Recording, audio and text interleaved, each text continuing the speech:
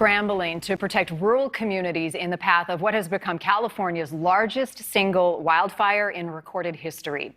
Newly released video showing the Dixie Fire as it approached the small town of Greenville shortly before it was completely wiped out last week.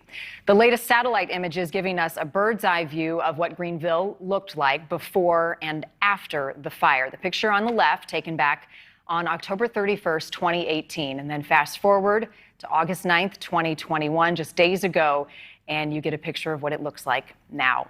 Thousands have been evacuated, holding out hope that their homes won't be one of the hundreds of others that have been destroyed by this fire.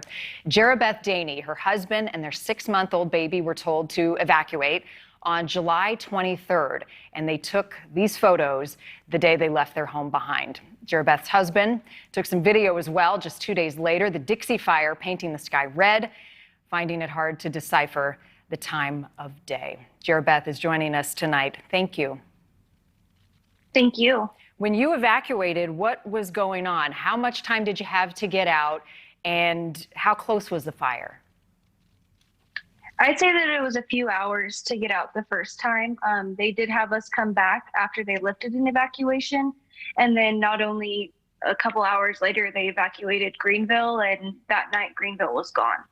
So do you have any idea, have you been able to be back to see if your home survived?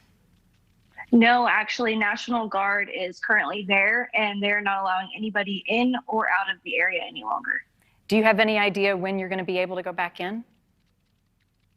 We don't. What we've heard from the Camp Fire victims, the victims that lost their homes in the Paradise Fire, it can take a month to 2 months to somewhere longer for us to be able to just return and sort through the rubble. I mean, I can't imagine, you leave, you evacuate your husband, your baby. Where do you go? What do you do? Hearing that it could be months before you figure out what's left of your home. How do you manage that? We were blessed enough to come to my mother-in-law's home, and we are thankful and lucky enough to have this roof over our head. If it weren't for that, we would be in an evacuation shelter or lodging in a motel for who knows how long. For a lot of the other victims of losses in this fire, they don't have that courtesy. And so we were extremely lucky to have family to go to, but not everybody else had that gratitude around them. So it's pretty difficult considering we're displaced from our home. We don't get to be in the comfort zone of our own.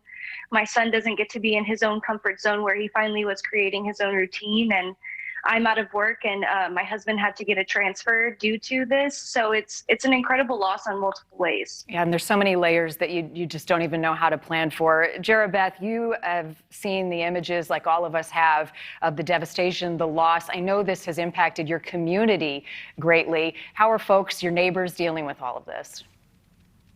It's pretty devastating. I know that a lot of my neighbors, once they got the news of how bad everything actually was, it sent some of them into some pretty horrific moments, trying to calm people and tell people that it's going to be okay when their lives and everything has been completely destroyed by this. I mean, there's so many people in that community that were rooted there back in 1912 and have generations of houses passed down to them, and now it's all gone. So it's kind of hard to say the words that are going to help anybody when there's really not anything.